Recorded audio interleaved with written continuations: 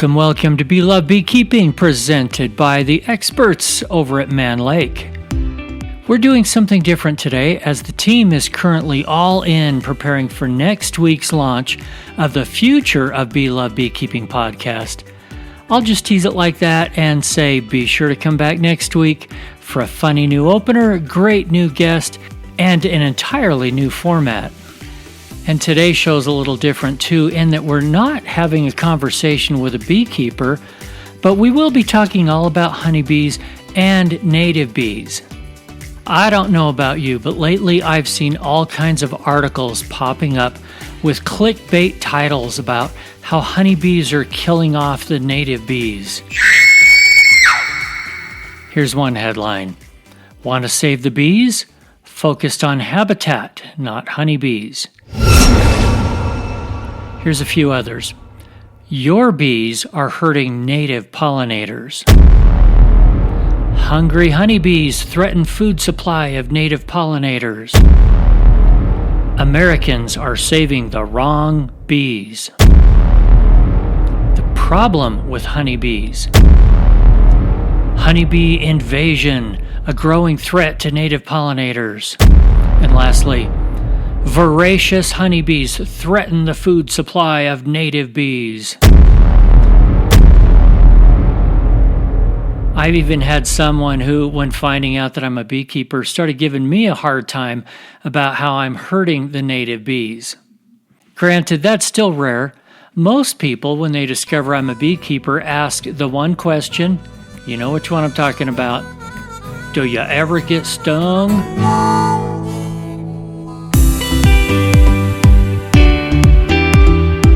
Today's guest is Jennifer Michelle. She's an expert on native pollinators and what we can all do to help them. Does that mean getting rid of your beehives? Let's find out. I would love to welcome to the show today Jennifer Michelle, coming to us from, I have to check my notes. Jennifer, where are you from? I live in upstate New York, so I'm a little bit north of Saratoga.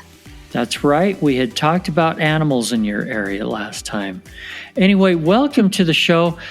I'm going to let our listeners know this is going to be a very unusual episode because even though we're talking about honeybees, we're talking about other kinds of bees and pollinators, and we're talking with someone who's not a regular beekeeper. Not a beekeeper. But Jennifer, welcome. We're happy to have you here. Would you just take 30 seconds or a minute and give us an idea of your background so we know where you're coming from in this conversation? Well, I'm a sustainable health strategist. So really what I try and do is help people bring public health into their discussions of infrastructure. And I include ecological health with that, which is how I work on the issues of bees. So my background's public health and epidemiology, but I did a lot with medical entomology as well. And over the course of my career, I've expanded that into sustainability and what began with pollinators, so ecology as well. So I've kind of taken all the pieces of that jigsaw and brought it together. Now I do consulting and try to help municipalities and engineering firms understand how to make communities healthier, not just for humans, but for bees as well. So Jennifer was referred to us by Cindy, who was on the show recently. You had spoken at their bee club in a talk that I guess was called What Beekeepers Need to Know About Native Bees. Yep. I want to start right there. Why does a beekeeper need to know anything about native bees? Well, because native bees are endangered, because native bees are impacted by honeybees, and because if we think about bees the way we think about honeybees, we can negatively impact native bees. But if we think about bees like native bees, we can help native bees and honeybees. So let's get into some of the nitty-gritty. Let's talk about native plants. Let's talk about pesticides. Yep. Let's talk about monocropping. Where do you want to start? Well, first of all, I'm going to say that I consider myself a bee enthusiast. I'm not a bee expert. So if anybody wants to learn a lot about native bees, I'm first going to give a plug to Heather Holm, who I think has written fantastic books about bees and native wasps. So I always say, if you read something that she's written that disagrees with what I said, you go by what she wrote.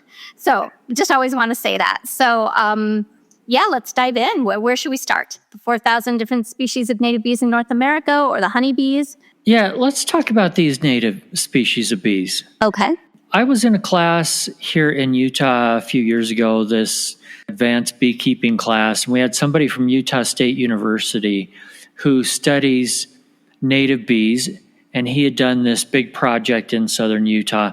And in a small area, he identified 600 different bee species. I thought that was unbelievable. I had no idea. It kind of blew my mind. And he said, just in our state alone, there are 2,000 different species of bees. Give me some background on that. I mean, where are they? How are they here? They're everywhere. This is their continent. This is their home. So honeybees were brought in from Europe, and they're a single species for the most part. It's one species, and they were brought here because people like honey. So that's how they got here, but they're not native here. And yet there are a ton of flowering plants here, and there are a ton of different kinds of trees and flowers and all kinds of plant life that require help from pollinators. So native bees are really good at that. And in fact, they still are the best at pollinating our forests and our wetlands and our wild areas. They also help with crop pollination, but obviously that's more of a honeybee forte. But they can help each other sometimes too. I think one of the reasons that it pricked my interest to talk to you specifically was because from time to time, I hear someone who has read some kind of a news story about how, with a headline and not a lot of detail, how honeybees are killing the native bees. And so I figure it's just a topic we should know a little bit more about because we're not the bad guys. Honeybees aren't bad guys. No. So talk us through that whole relationship a little bit. Well, I kind of feel like that's just a weird way that people think right now. People get very polarized. There's a good guy and a villain, and life is more complicated than that.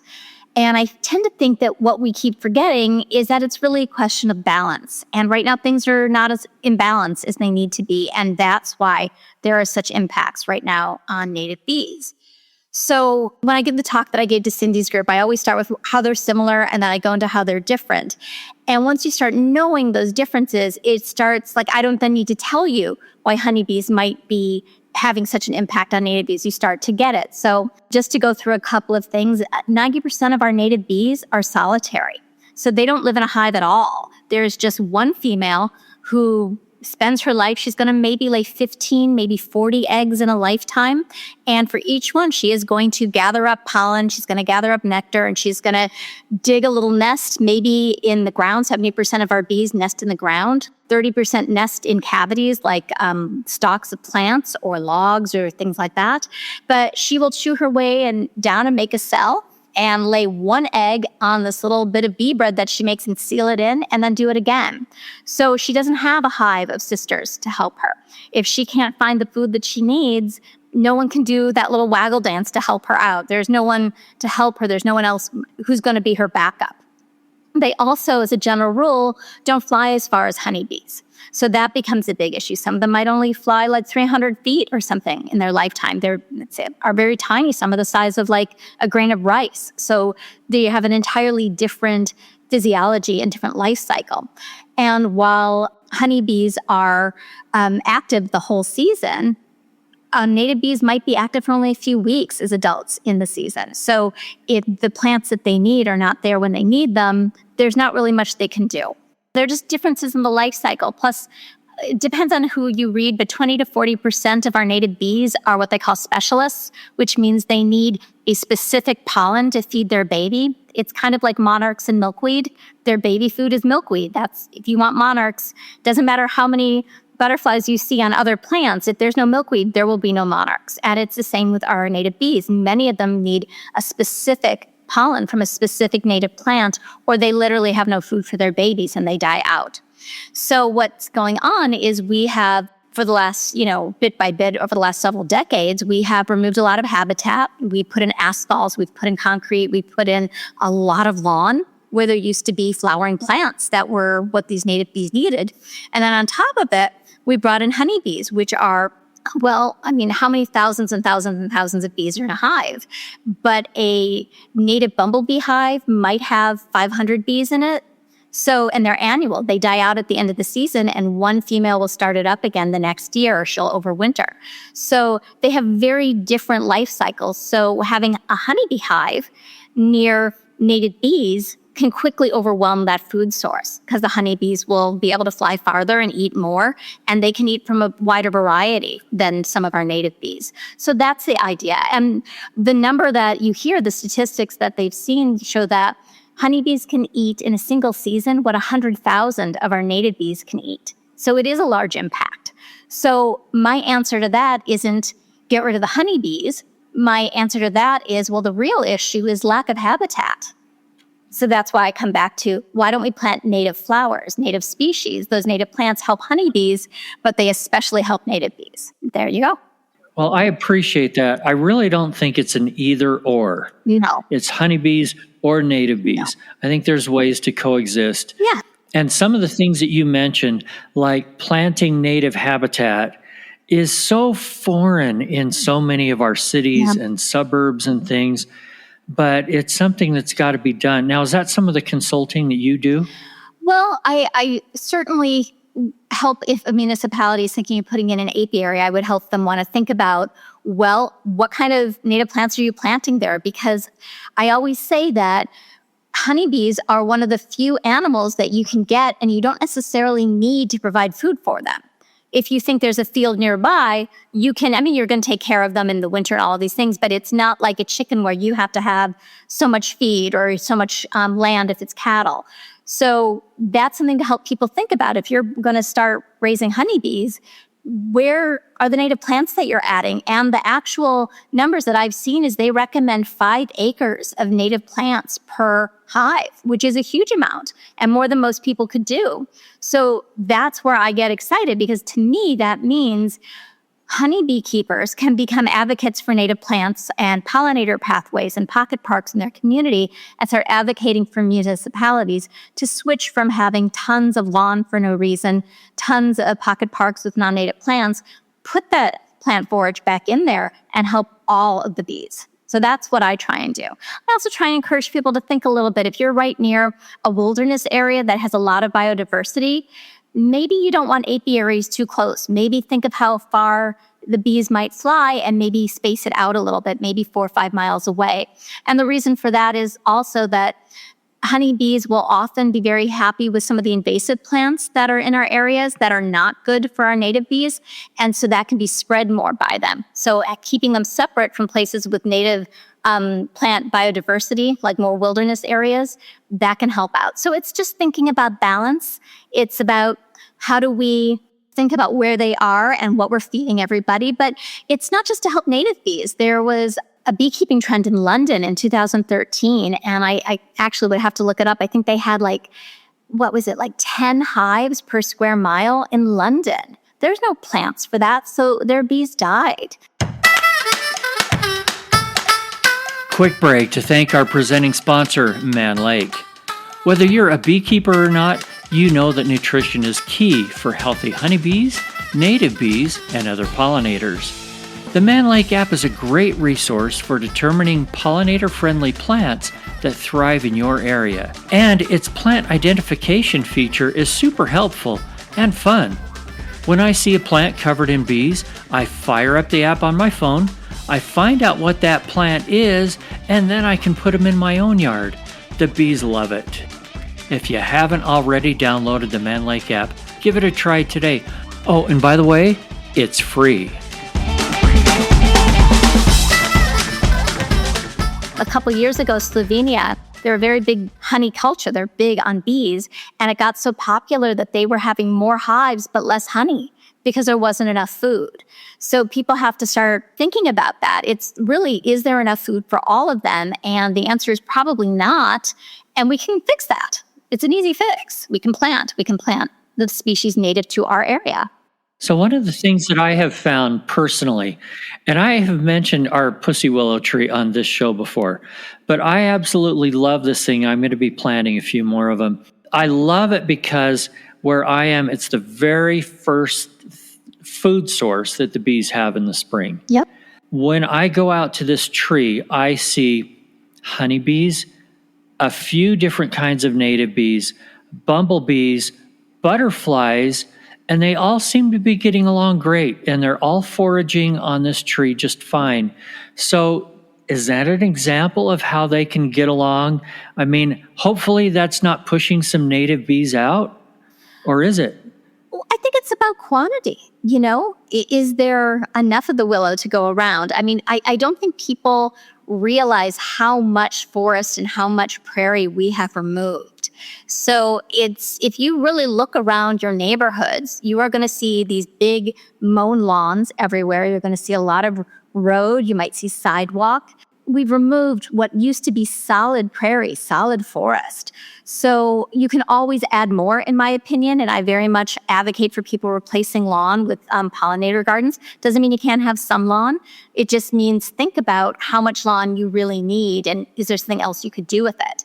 So willow is very nutritious. It's especially good for a lot of native bees, and it has a very high protein count compared to some other pollens like dandelion, which is not native. So it's very nutritious and it's very desirable. And at least in my area, it blooms very early. So it's very good for native bees who are waking up after the winter and need food right away. So it's great. I'd say plant more, let it spread. So how do we balance the whole fact that we need more housing, so we need more development, yet we need prairie and we need all this other stuff? I think that's part of what you do in your consulting, is helping municipalities figure out a good balance. Well, it's not a choice with housing. It's the way we landscape and it's the way we build. You can create a lot of housing and have pollinator gardens instead of lawn. You can create a beautiful city and have rooftop gardens that are filled with native plants. You can have a beautiful city that has a lot of shade trees that are native instead of non-native trees that don't provide the same habitat in their parks. You can create roadways that are not just asphalt with concrete and have lots of trees. And under those trees, you could have little native plant gardens all along the sidewalk. These have multiple benefits for a community. It's not just for their bees. It's not just for the other pollinators. It also makes it a cooler city. Even plants that don't provide shade cool the air around them just because of the way they do transpiration. So they're always putting moisture back in. So there are multiple benefits, plus drainage. One of the things that happens when you have a lot of asphalt and brick and lawn is the stormwater, when it comes, doesn't drain into the ground like it should. And so that leads to flooding. It can overwhelm sewer systems. But if you have native plant gardens, they will absorb that. I mean, we've seen that in our yard. Used to get like big standing water every year when it rained in the spring.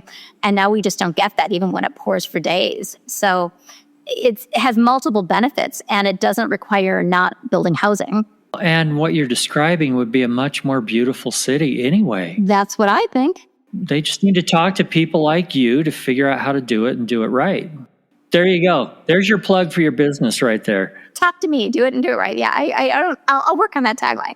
But I think the idea is that it can get so antagonistic. And I heard this when I spoke to Cindy's group, that somebody had been upset that someone had posted on Facebook that they were going to start beekeeping, and somebody started trolling them about how awful that was for native bees. And it's just emblematic of our culture at this moment in history that we attack instead of finding balance. There are ways to have honeybees that don't have to be such a problem. And it takes a little consideration. And I think that beekeepers can be a huge advocate, just a huge lobby for native plants. And you can put them on solar farms. You can put them on rooftops. You can put them in parking lots instead of just straight asphalt. I mean, I think we've all parked in parking lots where you just dread the walk into wherever you're going because it's so hot to get there. But there are different ways you can landscape that and still have parking. There are also alternative modes of transportation that might be a little nicer also, but certainly that works. So I think people are just very quick to take sides and attack when there are ways to come together. And I think native plants are just an easier answer than yelling at each other. Just plant more native plants. And beekeepers really should be a good advocate. Yeah. As far as a group, because in general, beekeepers are in tune with the environment. They're looking at what's blooming. They care about that sort of thing. Mm-hmm. And it's not that they don't care about native pollinators. They do. I mean, you can love your honeybees and love the native pollinators.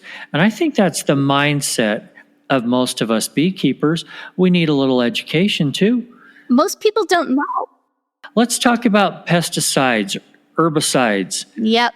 I would guess that anything that is bad for honeybees is also bad for native bees. Is that the case? Got it. And that's why I always talk about avoiding pesticides as much as possible, because one, they're not good for us either.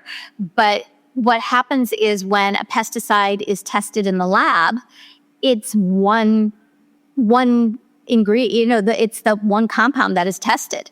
But in real life, the bees are experiencing all of them at once. They're experiencing neonicotinoids and other, organophosphates and fungicides and herbicides and all these different things all at once. And that bioaccumulates in their bodies. So they're not just responding to one thing. And that, even if they don't die, creates problems. And that is something that affects native bees as well as honeybees and other pollinators as well. And, people have a tendency to spray for mosquitoes, but spraying for mosquitoes is not the way to get rid of mosquitoes. So that's just not where they breed. And in fact, if you plant for pollinators, you might bring in more of the predators that would eat those. So again, it's more of a balance. How do I know, and other people know, what kinds of native plants I should be planting around me? In fact, what plants are native to here in the first place? Where do we go to get that information? Because it's going to be different everywhere.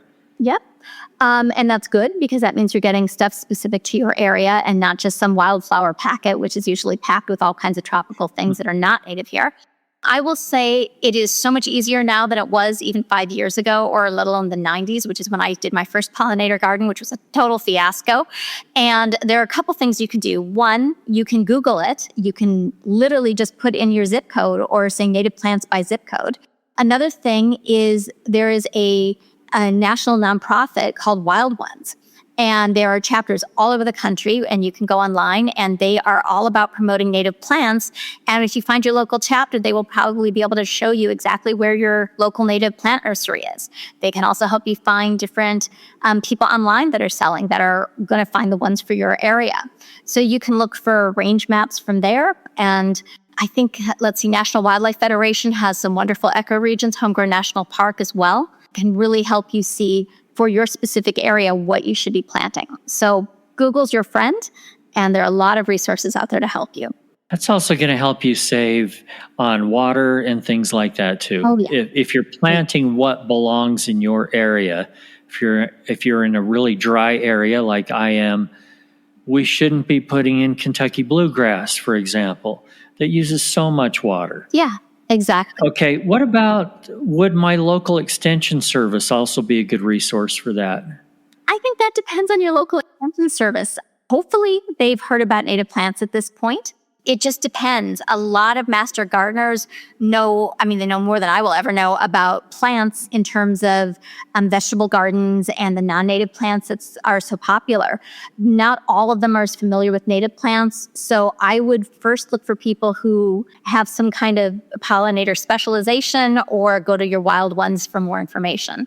Because they'll have seed swaps to get you started, and that's also can be very inexpensive. They'll know the local nurseries. But certainly start with your extension if that's a group that you know, and ask about it. Say, can you help me find the native plants? That might be a great resource. Now, you're not a beekeeper, but you did tell me previously that you had a wild and crazy story. You mentioned one about honeybees and one about wasps. Where do you want to start? Okay, well, so it wasn't a honeybee. It was just bees. I don't know what kind it was. Okay. All I know is many, many, many years ago in my long gone youth, I did Renaissance Festival in Minnesota. And so you're wearing those big skirts, right? And I must have sat down on some kind of hive or something. So I'd never been stung by a bee before. And I'm in the audience watching some other performer give his show. And I leapt up, I think higher than I've ever leapt up in my life, just screaming. And it had just blown up my skirt and gotten trapped. And I will say the only other time in my life I've ever been stung, it also flew up my shorts and got me on the thighs. So I always thought they were freakish little pervs. And I was like, what is the problem? So that's my only experience being stung by a bee. That's my only real bee experience other than planting for them. I love to plant for them. Yeah, and we don't know what kind of bees those were. I have no idea. Do most native bees have stingers and sting as a defensive weapon? Most native bees do not sting. They do not, because 90% are solitary. So they're not going to sting you. They don't have the instinct to defend that nest. So now some might, some if there's a hive, certainly might, but a lot of our hive nesters are bumblebees, and you have to really step on them to annoy them, in my experience. So they're not usually a big stinging risk, and some can't sting you at all. How does somebody find out what native bees are around them, or if they see something they can't quite identify? I mean, is there a resource for this? Like if I took a picture of a bee and I'm like, I have no idea what kind of bee that is, or is it a fly? Is it even a bee? How do we figure that out? Okay, so 2 questions. First of all, I would say iNaturalist is an app where you can upload, and other people who love identifying bugs and other things in your area will jump right on and help you identify. Also, there's a lot of information out there about how do you distinguish wasps from flies from bees, because there are a lot of mimics out there, and that's a lot of fun to do. Like, I found out that a lot of critters that I'd been calling bees turned out to be flies, so I had no idea. So that was really interesting. All right, I'm going to let you have the last word. Go ahead and wrap up with, just in general, what kinds of things can we and should we be doing that are going to help these, I'm just going to say native pollinators, because it's more than just bees. We're trying to help them all. That is true. The number one thing you can do is plant native species to your area. The other thing you can do is stop using pesticides. Advocate for people to not so wantonly use pesticides. People spray them all over their lawns, and that floats. That doesn't just go right where people spray it. And 70% of our native bees are ground nesting. So when you spray that into the ground, that affects them. That's where they're living. So this whole approach to just having to recklessly spray everything to keep a perfect lawn is a problem. So I would say those are the 2 things to help support native bees and other pollinators and your honeybees. And what's a good way to advocate with our city or town, wherever we are?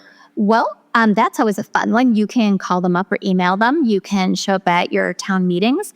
I find that showing up and just introducing yourself or setting up a meeting with your town supervisor or your mayor and saying, this is important to me, and I raise honeybees, but I know that native bees are important too, and I want to make sure that there's enough forage, and I would like to encourage native planting here. I find that can be very helpful. Maybe talk to them about their landscaping contract. Yeah, I've certainly had success working with communities on that to say, maybe stop spraying pesticide on the lawn. Is that necessary? Maybe you don't need to fertilize. Maybe you can just overseed. Maybe you can reduce some of that lawn. Help them start thinking about it, start advocating. And I always recommend not coming in all angry and agitated. Come in and educate. People don't know. Most people only know about bees as honeybees, and most people don't even know much about that. So they certainly don't know about all the variety of life cycles in native bees. And most people don't understand pollinators. They think if they plant a lot of zinnias, they're helping pollinators. And that's not really how it works. So people want to help. I have found over the years, people tremendously want to help. They just don't know how, because nobody's really educated about this. So educate. Help them find resources and encourage them. And then when they do what you want, thank them. It encourages them to do more. Help them plant a pollinator garden. Work with your local wildlife chapter to get some gardens in your community. Jennifer, Michelle, I really appreciate your time. We will stick a link or an email, whatever you want, in the show notes in case people want to reach out to you and see if you can be some kind of a resource for them. Would that be okay? That would be great. And thank you so much for the chance to come and talk to you and all of your audience. Thanks again for joining us here on Bee Love Beekeeping, presented by Mann Lake. Remember right now to follow or subscribe and share this podcast. Also, a quick shout out to Vita Bee Health for their support. Vita's Varroa control range of products includes Apistan, Apigard, and now Viroxan, extended release oxalic acid strips. Thanks, guys. And remember, if you're not just in it for the honey or the money, you're in it for the love. See you next week.